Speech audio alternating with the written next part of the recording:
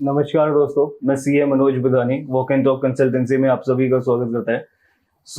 आज का हमारा जो टॉपिक होगा रिगार्डिंग गोल्ड होगा।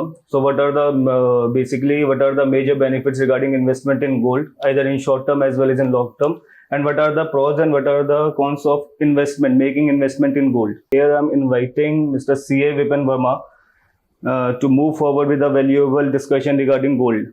So hi CA Vipin Verma sir, how are you? नमस्कार सर। नमस्कार, कैसे हैं? बस सर ठीक है। So here we are moving towards our first question, Vipin ji. What are the significant reasons in increase in price of gold today? But we are facing actually the hike in price of gold. So what are the major reasons behind it?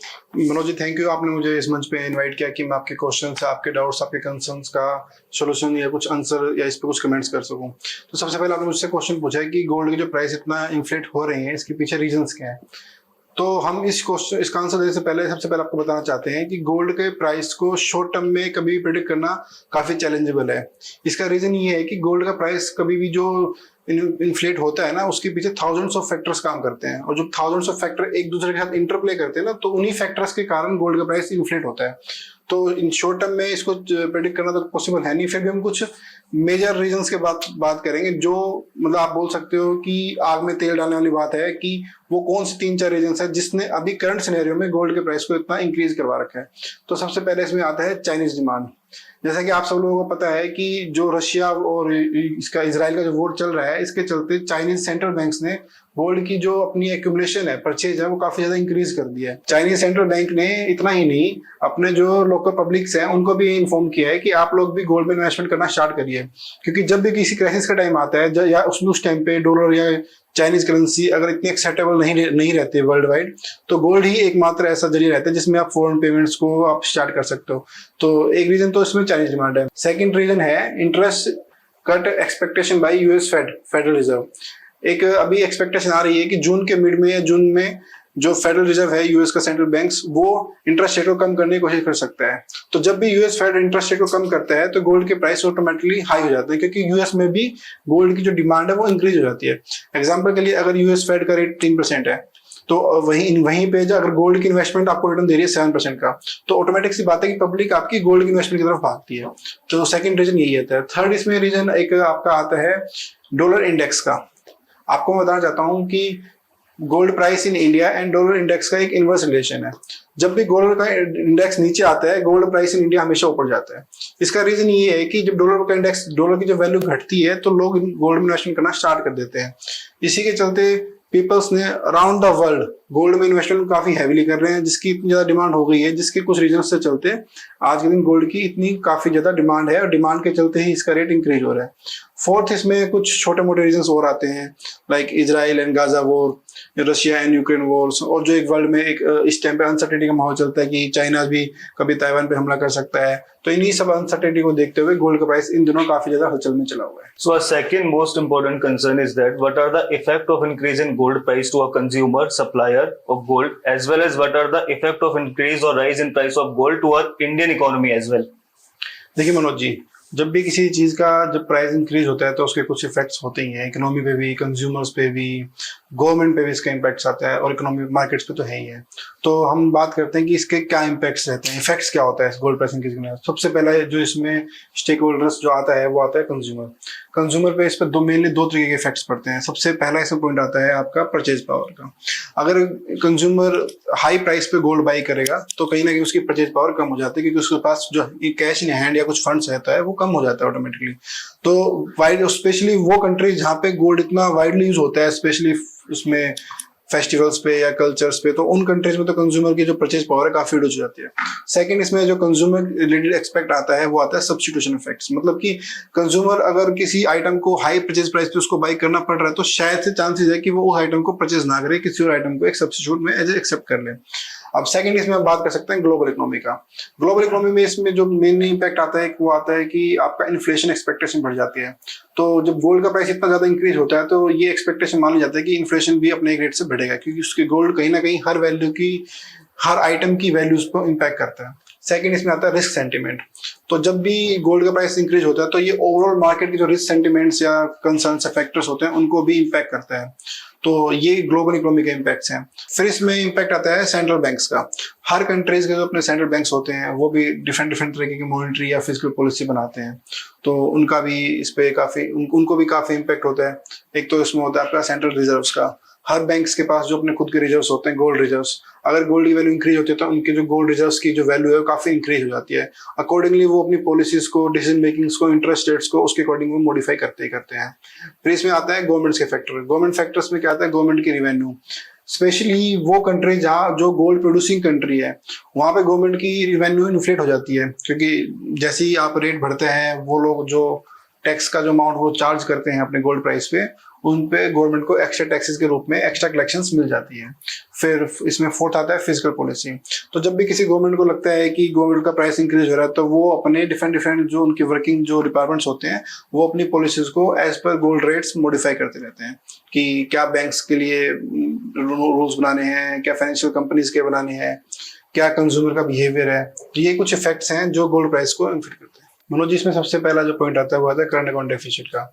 तो जब भी हम high value imports करते हैं तो कहीं ना कहीं हमारे करंट अकाउंट डेफिसिट का जो डिफरेंस है वो काफी ज्यादा वाइड हो जाता है, क्योंकि हमें फॉरेन पेमेंट्स बहुत ज्यादा करनी पड़ती है, हमारे फॉरेन रिजर्व डिल्यूट हो जाते हैं, और ये कुछ रीजंस होते हैं जिससे किसी कंट्री की करेंसी डिप्रिशिएट भी होती है। सेकंड इसमें आता है हाई वैल्यू इंपोर्ट बिल्स। तो अगर हमें कोई हाई वैल्यू इंपोर्ट्स बिल की पेमेंट करनी पड़ रही है तो कहीं ना कहीं हमारा ट्रेड बैलेंस पेमेंट्स जो होती है वो इसमें भी काफी ज्यादा गैप आ जाता है। तो ये भी एक ओवरऑल इकोनॉमिक स्टेबिलिटी के लिए काफी ज्यादा कंसर्न है। थर्ड इसमें पॉइंट आता है गवर्नमेंट के रेवेन्यूज का। तो जब हाई वैल्यू इंपोर्ट्स होते हैं तो गवर्नमेंट भी जब किसी न किसी प्रोडक्ट्स पे इंपोर्ट ड्यूटी लगाती रहती है, और उन्हीं वैल्यूज अगर उन्हीं प्रोडक्ट की जो हाई इंपोर्ट हो जाता है तो गवर्नमेंट के रेवेन्यू में काफी ज्यादा इन्फ्लेशन आ जाता है, जिससे गवर्नमेंट की भी अच्छी खासी टैक्स की रिकवरी हो जाती है। फोर्थ नंबर पॉइंट आता है इसमें गोल्ड ऑन मार्केट्स। तो जैसे ही गोल्ड का रेट जब बढ़ता है तो जो इंडिया में जो गोल्ड लोन की मार्केट है वो काफी ज्यादा वाइड है, उसका भी इस पे इम्पैक्ट आ जाता है। तो अगर हम कोई किसी गोल्ड को रख रहे हैं जो कोलेटरल सिक्योरिटी, तो हम कहीं ना कहीं उसके अगेंस्ट एक्स्ट्रा पैसा ले पा रहे हैं बैंक से, जो कि हमें कम प्राइस में शायद नहीं मिलता। तो इसमें भी कुछ रीजंस होते हैं कि गोल्ड लोन मार्केट भी काफी ज्यादा बूस्ट हो जाती है एकदम से ही, मगर इसमें एक रिस्क भी बना रहता है कि कई बार बोरोवर्स जो हैं अगर वो अपनी ईएमआई टाइम पे नहीं कर पाएंगे तो वो शायद एनपीवी अकाउंट्स हो जाते हैं। फोर्थ इसमें आता है jewellery sector. Jewellery sector India में सबसे ज्यादा आपका जो गोल्ड को कंज्यूम करता है वो रिटेल ज्वेलरी सेक्टर होता है। तो इसमें ये पॉइंट देखा जाता है कि जैसे ही गोल्ड का प्राइस जब इन्फ्लेट होता है तो कहीं ना कहीं गोल्ड की डिमांड कम हो जाती है, प्रोडक्शन कॉस्ट बढ़ जाती है, जिससे ज्वेलर्स का जो प्रॉफिट मार्जिन है वो भी काफी कम हो जाता है। और कहीं ना कहीं इसका इम्पैक्ट इस बात पे भी पड़ता है कि जो कंज्यूमर्स हैं वो गोल्ड को छोड़ के किसी और आइटम या आर्टिकल्स पे भी भागा दौड़ी करनी स्टार्ट कर देते हैं। तो ये कुछ इफेक्ट है जो इंडियन इकोनॉमी पे स्पेशली इसके पड़ते हैं गोल्ड प्राइस इंक्रीज होने के। So Vipin ji, why should we invest in gold instead of real estate, share market, mutual fund or any other investment proposals? बहुत अच्छा क्वेश्चन पूछा मनोज जी आपने कि जो शेयर मार्केट है, रियल एस्टेट है, जो आज के दिन आउट परफॉर्म कर रहे हैं, इतना अच्छे रिटर्न्स दे रहे हैं, उसके अगेंस्ट हमें गोल्ड में ही इन्वेस्टमेंट क्यों करनी चाहिए। तो बाकी सारे ऑप्शंस भी काफी अच्छे हैं, बट अब मैं आपको गोल्ड की कुछ बेनिफिट्स बताता हूँ कि गोल्ड में इन्वेस्टमेंट करने के क्या बेनिफिट है। सबसे पहला इसमें पॉइंट आता है हिस्टोरिकल स्टेबिलिटी। गोल्ड एक प्रूवन सेफ एसेट्स है, मतलब अभी से नहीं 500 साल पहले से भी जो लोग, खास स्पेशली इंडिया में जो लोग जिस तरीके से गोल्ड में इन्वेस्टमेंट करते हैं और जो क्राइसिस के टाइम पे उनकी जो हेल्प करते हैं, तो ये एक गोल्ड की हिस्टोरिकल स्टेबिलिटी इतनी अच्छी रही है कि गोल्ड में आपको इन्वेस्टमेंट करना इसलिए सबसे बेनिफिट आपका। सेकंड इसमें आपका पॉइंट आता है डाइवर्सिफिकेशन का। एग्जाम्पल की बात करते हैं, कोई भी पर्सन इंडिया के अंदर अपनी जब एक घर खरीदता है तो उसकी ऑलमोस्ट जो लाइफ अर्निंग्स होती हैं वो सारी एसेट्स में लग जाती हैं, और उसके बाद अगर आप मुझसे बात करें कि हम दूसरी जो हमारी इन्वेस्टमेंट सेविंग्स है वो भी हम उस रियल एस्टेट में, म्यूचुअल फंड्स में लगा दें, तो कहीं ना कहीं क्राइसिस के टाइम पे हमें इसके चैलेंज हमें फेस करने पड़ सकते हैं। तो इसीलिए हमें अपने हमेशा पोर्टफोलियो को डाइवर्सिफाई रखना चाहिए। तो इसमें डाइवर्सिफिकेशन में instead of FDs, mutual funds, gold ने हमेशा अच्छा आउट परफॉर्म किया है, इसलिए हम आपको सजेस्ट भी करेंगे। थर्ड इसमें पॉइंट आता है हेजिंग अगेंस्ट इन्फ्लेशन। जो पेपर करेंसी होती है उसकी वैल्यू हमेशा डिक्लाइन होती है, ओवर द पीरियड हमेशा रिड्यूस होती है। शायद जो 10 रुपए की वैल्यू आज से 50 साल पहले थी वो आज नहीं है, बट अगर आपने 50 साल पहले जो गोल्ड की जो वैल्यू परचेज की होगी वो पक्का आपका आज भी इंक्रीज हुई होगी। तो ये हेजिंग का काम भी करता है गोल्ड आपका। फोर्थ इसमें पॉइंट आपका आता है कल्चरल सिग्निफिकेंस का, कि गोल्ड में इन्वेस्टमेंट क्यों। एज पर इंडियन, आप अगर इंडिया के आप सारे ट्रेंड्स को आप देखते हो तो इंडिया में इतना ज्यादा क्रेज है फेस्टिवल्स में और शादी के टाइम पे गोल्ड बाई करने का, स्पेशली दिवाली के टाइम पे। तो ये भी काफी अच्छा रीजन है, आपको इन्वेस्टमेंट करनी है और आपको उस टाइम पे गोल्ड भी बाई करना है तो वो भी आपके लिए बन जाता है। फिफ्थ पॉइंट आता है ग्लोबल एक्सेप्टेंस का। गोल्ड ही एकमात्र ऐसा एसेट्स है जो यूनिवर्सली एक्सेप्टेड है, तो आप गोल्ड को कहीं भी किसी भी कंट्री में ले जाकर के इजिली कैश में कन्वर्ट कर सकते हो विदाउट एनी हैसल्स। तो ये कुछ 5-6 पॉइंट्स है, मैं आपको फिर रिपीट कर देता हूँ। Stability, historical stability, diversification, hedging against inflation, cultural significance and global acceptance. इन्हीं कुछ पॉइंट्स के चलते गोल्ड में इन्वेस्टमेंट करना हमारे लिए हमेशा बेनिफिट रहता है। So last but not the least, the most awaited question: how to invest in gold? What are the strategies? What are the strategy and how to invest in gold? What are the manners to make investment in gold? Nice Manoj ji. तो अगर मैं आपका समझ करूँ तो आपका question ये था कि हम गोल्ड में किस किस तरीके से इन्वेस्ट कर सकते हैं। तो इसमें सबसे पहला हमारे पास जो पॉइंट आता है फिजिकल गोल्ड का। फिजिकल गोल्ड में हम अपने आसपास किसी भी ज्वेलरी की शॉप पे जाके गोल्ड बाई कर सकते हैं। तो अब आज जैसे कि आपको पता है टेक्नोलॉजी चेंज हो रही है, टेक्नोलॉजी अपने पाँव पसार रही है, तो वर्ल्ड वाइड बहुत डिफरेंट टाइम्स की स्कीम्स या ऑनलाइन प्लेटफॉर्म भी आए हैं जहाँ पे हम गोल्ड को बाई कर सकते हैं। तो मैं आपको कुछ पॉइंट्स बताता हूँ कि किस किस तरीके से हम गोल्ड में हम इन्वेस्टमेंट कर सकते हैं। सबसे पहला पॉइंट आता है फिजिकल गोल्ड का। फिजिकल गोल्ड पर जैसे मैंने आपको भी बताया ही है, आप कहीं भी जाके फिजिकली गोल्ड को आप अपने पैसे देके गोल्ड बाई कर सकते हैं। तो ये एक ट्रेडिशनल मेथड भी है। सेकंड इसमें आता है डिजिटल गोल्ड। डिजिटल गोल्ड का मतलब होता है कि आप किसी भी बैंक के ब्रांच में या ऑनलाइन या दुनिया भर के आज के यूपीआई प्लेटफॉर्म्स भी ओपन हो रखे हैं, तो हर प्लेटफॉर्म पे डिफरेंट सेगमेंट्स में ऑप्शंस अवेलेबल है कि आप उसी के वहां पर आप गोल्ड बाई कर सकते हैं। आपके बैंक से डायरेक्ट पैसे कट जाएंगे और जितना गोल्ड आपने परचेज किया है वो आपके अकाउंट में क्रेडिट हो जाएगा और आपको किसी भी टाइम उसको 24 आवर आप उसको सेल कर सकते हैं। इन दोनों में डिफरेंस ये होता है कि फिजिकल गोल्ड में आपके पास कुछ आपके सेफ्टी कंसर्न्स रहते हैं, लाइक थेफ्ट या फायर या फिर दुनिया भर के रीजन है। मगर आपके डिजिटल गोल्ड में ऐसा कोई भी इशू नहीं है। जो बैंक्स हैं, जो इंस्टीट्यूशंस हैं, वो आपसे कुछ स्टोरेज चार्ज लेते हैं और काफी नॉमिनल होता है, उसके अगेंस्ट आपको गोल्ड वो दे देते हैं। फिर थर्ड इसमें पॉइंट आता है गोल्ड ईटीएफ्स का या गोल्ड फंड्स का।